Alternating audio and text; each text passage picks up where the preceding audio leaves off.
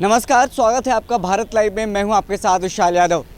बिहार की इस कड़कड़ाती ठंड के बीच में कहा जा रहा है कि बिहार की राजनीति लगातार गर्मा रही है। आपको बता दें, एनडीए में का हिस्सा है कि नहीं है लोक जनशक्ति पार्टी, इसको लेकर के लगातार सस्पेंस बना हुआ है। और इसी सब बातों को लेकर के हमारे साथ बात करने के लिए मौजूद हैं लोक जनशक्ति पार्टी के प्रवक्ता कृष्णा सिंह उर्फ कल्लू।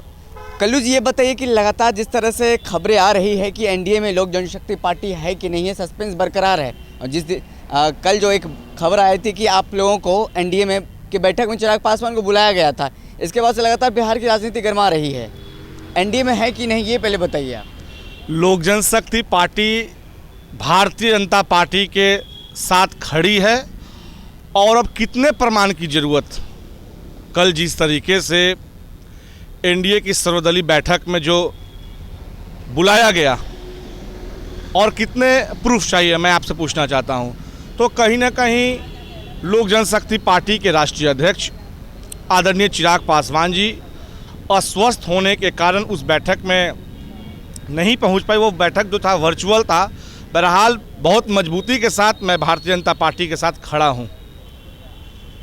जदयू के लगातार तमाम नेताओं का बयान आ रहा है कि एनडीए में एलजेपी शामिल नहीं है। वहीं कल जीतन राम मांझी ने भी कहा था कि एनडीए में शामिल नहीं है। उन्होंने यहाँ तक कह दिया था कि अगर वो एनडीए में रहेंगे तो हमें इन पर एक कड़ा प्रतिरोध करना पड़ेगा और इस एनडीए में रहेंगे इस पर ऐलान कर सकते हैं, कुछ बड़ा कुछ हो सकता है। जीतन राम मांझी कहा है। देखिए, जीतन राम मांझी जी के बारे में मैं क्या कहूँ, कितने बार वो अपना गठबंधन चेंज किए हैं और कहीं ना कहीं इस बार फिर उन्हें मन है कहीं और जाने के लिए, इसीलिए उनको कोई एक बहाना चाहिए।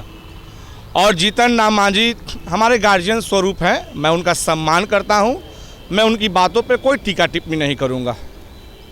चलिए, अब तो बात की हो गया बिहार की राजनीति का। अब आगे बढ़ते हैं, पश्चिम बंगाल की राजनीति में जाते हैं। एक सूत्रों के हवाले जो खबर आ रही है कि आप लोग पश्चिम बंगाल की सभी सीटों पर चुनाव लड़ने वाले हैं, क्या रुख है? ये सही है खबर या फिर गलत है? लोक जनशक्ति पार्टी झारखंड में अकेले चुनाव लड़ी, लोक जनशक्ति पार्टी बिहार में अकेले चुनाव लड़ी और लोक जनशक्ति पार्टी असम और पश्चिम बंगाल में चुनाव लड़ेगा।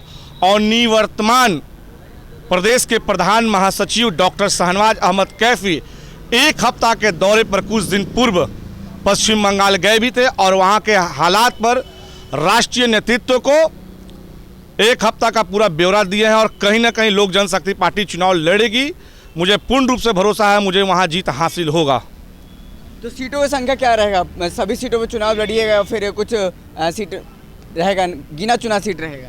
देखिए, इसका फैसला राष्ट्रीय अध्यक्ष आदरणीय चिराग पासवान जी लेंगे। थोड़ा वो अस्वस्थ हैं, जैसे ही वो ठीक हो जाएंगे मैं आपको प्रेस मीडिया के माध्यम से फिर अवगत कराऊंगा कि हम लोग कितने सीट पर लड़ने जा रहे हैं। लेकिन मैं बहरहाल बता दूं आपको कि लोक जनशक्ति पार्टी बहुत मजबूती के साथ जिस तरीके से चुनाव बिहार और झारखंड में लड़ा था, उसी मजबूती से पश्चिम बंगाल और असम में चुनाव लड़ेगी।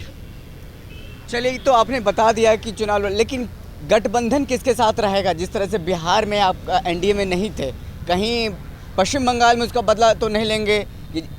एनडीए में शामिल तो रहेंगे ना बीजेपी के साथ में पश्चिम बंगाल में? देखिए, ये इसका फैसला राष्ट्रीय नेतृत्व लेगा और उसी पे हम लोग छोड़ दिए हैं इसका, चूँकि ये पश्चिम बंगाल का मामला और ये हम हैं बिहार प्रदेश में, तो इसका नेतृत्व जो है राष्ट्रीय नेतृत्व लेगा।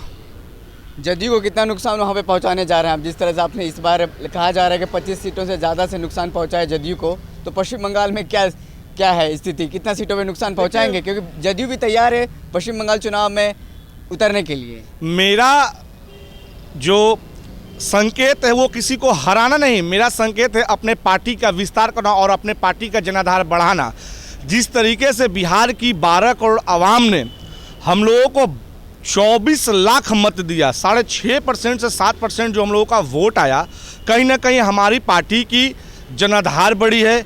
एक झंडा, एक बैनर, एक सिद्धांत और एक नेता, जिस तरीके से और इतने बड़े विपत्ति में आप देख सकते हैं हमारे संस्थापक, हमारे अभिभावक, पिता तुल्य आदरणीय स्वर्गीय रामविलास पासवान जी की देहांत हो गई थी। उस पर अगर चुनाव हम लोग लड़े और 24 लाख वोट लाए तो कहीं ना कहीं बिहार की आवाम ने मुझे स्वीकारा है और अपना आशीर्वाद दिया है। और मुझे पूर्ण रूप से भरोसा है पश्चिम बंगाल में भी हम लोगों को नतीजा अच्छा ही आएगा, इसमें कहीं कोई किंतु परंतु की बात नहीं है।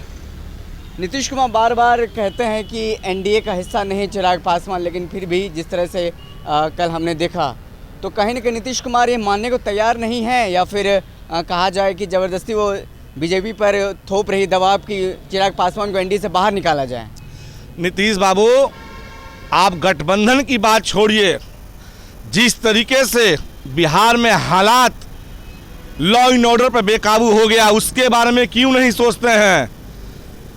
इतना ज़्यादा बिहार में लॉ एंड ऑर्डर को लेकर थू हो गया है पूरे बिहार की, जिस तरीके से पूरे देश में, इसके बारे में नीतीश बाबू को सोचना चाहिए। गठबंधन के बारे में वो क्यों सोचते हैं? और हम मजबूती के साथ भारतीय जनता पार्टी के साथ है, इसमें कहीं कोई किंतु परंतु नहीं है। उनको बहरहाल बिहार की विकास के लिए, बिहार में लॉ एंड ऑर्डर को लेकर के सोचना चाहिए, अभी गठबंधन को लेकर उन्हें दम नहीं सोचना चाहिए।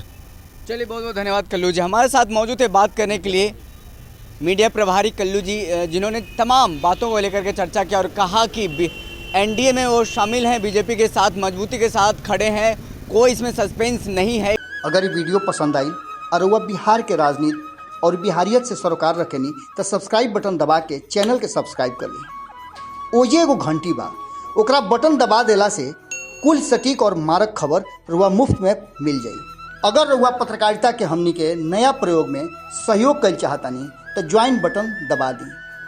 पेटीएम नंबर नोट कर ली 9386816700। धन्यवाद।